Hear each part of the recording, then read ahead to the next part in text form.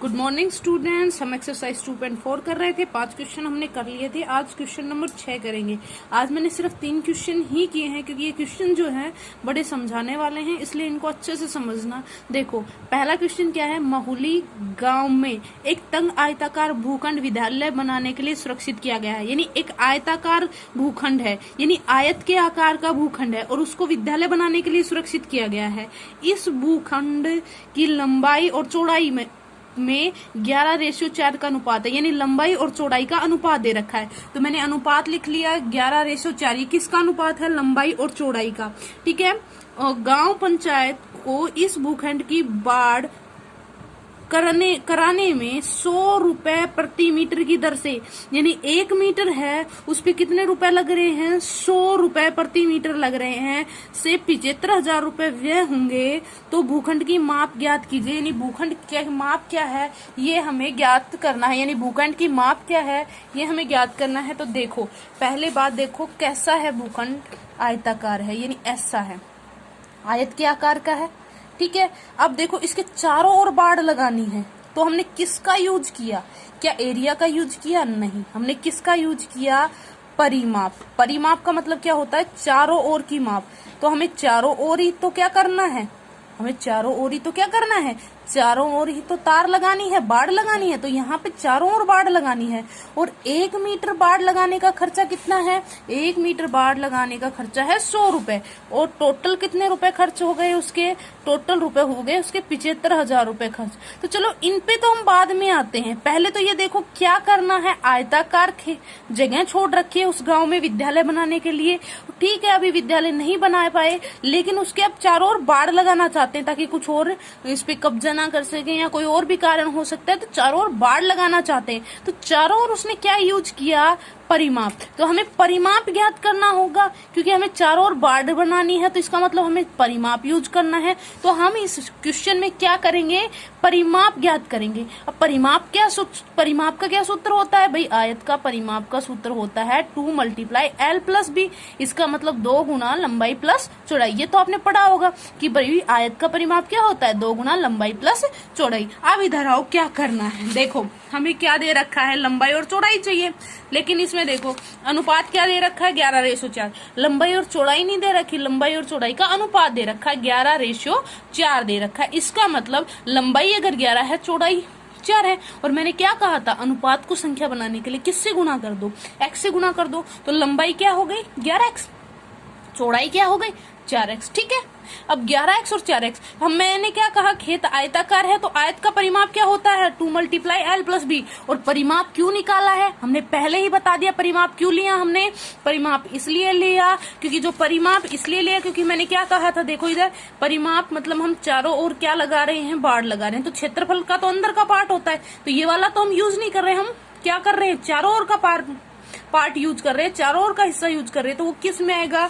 परिमाप में आएगा, इसलिए मैंने परिमाप यूज किया। ठीक है, परिमाप हो गया। तो 2 × L+B फॉर्मूला होता है। ठीक है, तो 2 × L+B। लंबाई क्या है? 11x। चौड़ाई क्या है? 4x। मैंने जहां था 2, 11 और 4 कितने हो गए भाई? 15x हो गए। 2 इसमें था ही, परिमाप हमें दे नहीं रखा। कितना हो गया? 3x metre. अब देखो उसका कुल कितने मीटर का हो गया? 30x मीटर का हो गया वो पूरा। 1 मीटर का कितना खर्चा दे रहा है? 100। तो हमें तो 30x मीटर पे, ये थोड़ी ना है कि मैंने 1 मीटर पे भाई 100 रुपए दे रहा है तो आप 1 मीटर पे तार लगा दो। अगर घेराबंदी करनी है तो पूरी आयत पे घेराबंदी करनी होगी। तो पूरी आयत पे घेराबंदी करनी है तो 30x मीटर का खर्च आएगा। 30x मीटर का खर्च कितना आएगा भाई? जब 1 का 100 ले रहा है तो 30 का ज्यादा लेगा। तो मैंने इसको गुणा कर दिया। 30 को 100 को गुणा किया तो 3,000 रुपए हो गए। लेकिन साथ में क्या है? x। क्योंकि x का मल्टीप्लाई जब करते हैं तो देखो संख्या को मल्टीप्लाई करते हैं। x ऐसा कैसे रह जाएगा? क्योंकि x को किसी से मल्टीप्लाई नहीं होता, इन संख्याओं से x का मल्टीप्लाई नहीं होता। x मैंने अलग निकाल लिया और इन दोनों का मल्टीप्लाई किया, 100 और 30 का मल्टीप्लाई किया तो क्या आया? 3,000 आया। अब देखो प्रश्नानुसार क्या कह रहा है कि भाई देखो कुल इसका खर्चा कितना हुआ है? 75,000 रुपए। यानी इसका कुल मिला के हमारे तो इतने रुपए है, लेकिन उसने कितने कहा? भाई 75,000 रुपए लगे। तो मैंने मतलब ये रुपए किसके बराबर हो गए, 75,000 रुपए के। तो मैंने इसको 75,000 के बराबर रख दिया। तो x बराबर क्या आ गया, 75,000। ये यहाँ मल्टीप्लाई में है, इधर जाएगा डिवाइड में, 3 0 से 3 0, 75/3 कितने आ गए, 25 आ गई। तो x की वैल्यू 25 आ गई। x की वैल्यू निकालने से क्या आ जाएगी, लंबाई। लंबाई क्या आ गई भाई, 11 गुना 25, क्योंकि 11x था ना, 275 मीटर, और चौड़ाई क्या आ गई, 4 गुना 25 बराबर 100 मीटर, क्योंकि 11x और 4x से तो मानी थी लंबाई और चौड़ाई, और वही हमें निकालनी थी कि लंबाई कितनी है, 275 मीटर लंबा है, और चौड़ा कितना है, 100 मीटर। ठीक है, हो शायद आ गया होगा। अगला क्वेश्चन करते हैं। देखो अगला क्वेश्चन भी ऐसा ही है। क्या है, हसन स्कूल वर्दी बनाने के लिए 2 प्रकार का कपड़ा खरीदता है। ठीक है, इसमें कमीज के कपड़े का भाव 50 रुपए प्रति मीटर, और पतलून के कपड़े का भाव कितना है, 90 रुपए प्रति मीटर। तो 2 स्कूल की वर्दी बनवानी है, 50 रुपए तो कमीज का भाव, और पतलून का कपड़े का भाव कितना है, 90 रुपए 1 मीटर। वह कमीज के प्रत्येक 3 मीटर कपड़े के लिए पतलून का 2 मीटर कपड़ा खरीदता है। अगर मान लो इसमें क्या कह रहा है, इसमें ये कह रहा है कि अगर वो कमीज को 3 मीटर कमीज का कपड़ा खरीदेगा तो 2 मीटर किसका कपड़ा खरीदेगा, पतलून का कपड़ा खरीदेगा। तो ये क्या दे दिया हमें, रेशो। देखो रेशो में नहीं दे रखा उसने, लेकिन ये कह दिया कि अगर वो 3 कमीज खरीदेगा ना तो 2 मीटर किसका कपड़ा खरीदेगा, पतलून का। तो ये तो अनुपात ही हो गया कंप्लीट। तो उसने 3 मीटर नहीं खरीदा। अगर वो सीधे तो ये बोल देता कि उसने 3 मीटर कपड़ा खरीदा तो हम सोल्व कर लेते, लेकिन उसने ये कहा अगर वो 3 मीटर कमीज का कपड़ा खरीदता है ना तो 2 मीटर किसका खरीदता है, पतलून का कपड़ा खरीदता है। इसका मतलब वो 2 मीटर पतलून का कपड़ा खरीदेगा तो 3 मीटर क्या, ये हमें क्या दे रखा है, रेशियो दे रखा है। इसने साफ साफ कहीं रेशियो नहीं लिखा है, लेकिन हमें लगाना पड़ेगा कि भाई 3 मीटर कपड़ा अगर वो किसका खरीद रहा है, कमीज का, तो 2 पतलून का। इसका मतलब ये क्या दे रखा है, अनुपात दे रखा है। अगर वो 6 मीटर खरीदेगा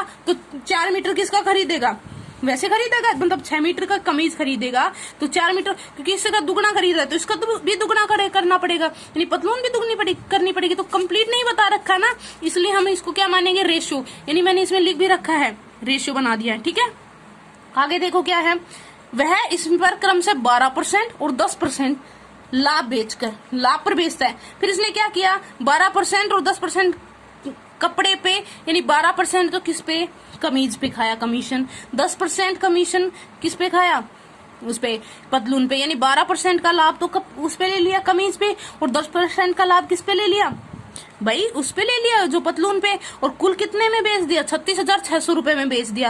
यानी सब कुछ मिला दुला के, यानी उसका लगा कितना, मतलब कितने में तो आया उसके, फिर 12% और 10% का लाभ लिया, और टोटल मिला के 36,600 रुपए प्राप्त करता है। यानी उसका खरीदा भी और बेचा भी, यानी कुल मिला के 36,600 रुपए में बेचा। तो पतलून का कपड़ा कितने में खरीदा ये पता करना है। तो चलो करते हैं। देखो कैसे किया मैंने, देखो कमीज है, कमीज कितने में खरीदी, 50 रुपए, पतलून 90 रुपए। कमीज और पतलून का रेशो 3:2, और इसका मतलब हमें कंप्लीट नहीं पता है कमीज क्या है। मान लो उसने कमीज कितनी खरीदी, 3x खरीदी, तो पतलून कितनी खरीदेगा, 2x खरीदेगा। कुल खर्चा कितना आएगा, क्योंकि 1 मीटर पे कितना ले रहा है, 50 रुपए, तो 3x मीटर पे कितना लेगा, 150x रुपए। x है भाई, 150 रुपए नहीं है, क्योंकि 3 मीटर नहीं खरीदा उसने, x लगा हुआ है, यानी कुछ और है जो गुणा हो रहा है, लेकिन हमें पता नहीं है क्या मल्टीप्लाई हो रहा है। पतलून पर कितना, 90 रुपए 1 मीटर का आ रहा है, और 2x मतलब 90 रुपए 1 मीटर के आ रहा है, 2x मीटर उसको खरीदनी है। कितने में बेचा, 180 रुपए में उसने खरीद लिया। अब आगे देखो क्या हुआ, आगे देखो, अब प्रश्नानुसार कमीज पर 12% लाभ ले रहा है, तो 150x रुपए कमाए थे ना, 150x रुपए उसके लगे थे ना, उसका 12% कितना होगा, उसका 12, किसी भी संख्या का जितना परसेंट निकालना होता है उतने से हम क्या कर देते हैं, गुणा करने। 12% निकाला 12, और किसका भाग लगाते हैं परसेंटेज के लिए, 100 का, तो 100 का भाग लगा दे, 1 0 से 1 0 कट गया, 180 आया। यानी कितने रुपए का फायदा हुआ, 18x रुपए का फायदा हुआ। और पतलून को 10% पे बेचा, तो भाई कितने की पतलून खरीदी थी, 180x की 10% मतलब 10/100।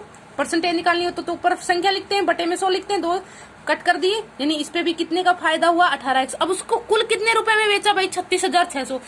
भाई पतलून कितने में खरीदी थी, 180x में, कमीज कितने में खरीदी थी? 150x में। बेची कितने में पतलून? और कमीज का लाभ कितना मिला उसको? 18x और 18x, ये लाभ मिला है। टोटल उसको कितने रुपए मिले? तो यानी जो भी जैसे खरीदी उस पे लाभ मिला, सबको ऐड करके कितने में बेची है? 36,600, यानी उसको इतने में लाभ हुआ है कुल मिला के। तो हम क्या करेंगे, हम इसको ऐड करेंगे। 180 और 150 का ऐड किए 330, और 18 कितने हो गए? 36x, 36,600। अब 330 और 36 को ऐड करेंगे तो 366x हो जाता है। हमें तो x की वैल्यू निकालनी, x यहाँ रह जाएगा। 366 डिवाइड किया तो 366 एकम 366, जो 2 जीरो लगे। x की वैल्यू कितनी आ गई? 10। पतलून का कपड़ा, भाई पतलून का कपड़ा कितना होता है? देखो 2x था ना, तो 2 को किससे गुना किया? देखो ये 2x है, बस 2 को किससे गुना किया? 100 से। तो कितने का खरीद लिया? 200 मीटर। यानी उसने पतलून का कपड़ा कितना खरीदा? 200 मीटर। यही माना था। कमीज का भी निकालना होता ना, तो कमीज का भी हम निकाल लेते। कैसे निकालते भाई कमीज का कपड़ा? कमीज भाई कितने की थी? 3 लिया था ना, तो 3 गुना 100, ये तो उसने कितना खरीदा? 300 मीटर। वही बात आ जाती, क्योंकि 3x खरीदनी थी ना उसे कमीज, x की वैल्यू 100 आ गई, तो x की जगह 100 रखेंगे तो कितना? 300 मीटर। इसी तरह इसमें निकाला था। ठीक है, अब देखो अब 8वां क्वेश्चन क्या है। चलो 8वां क्वेश्चन देखते हैं। अब हम 8वां क्वेश्चन जो है वो ये है, हिरणों के एक झुंड का आधा भाग मैदान में चल रहा है। यानी जितने भी हिरण हैं उसमें से आधे हिरण कहाँ चल रहे हैं? मैदान में चल रहे हैं।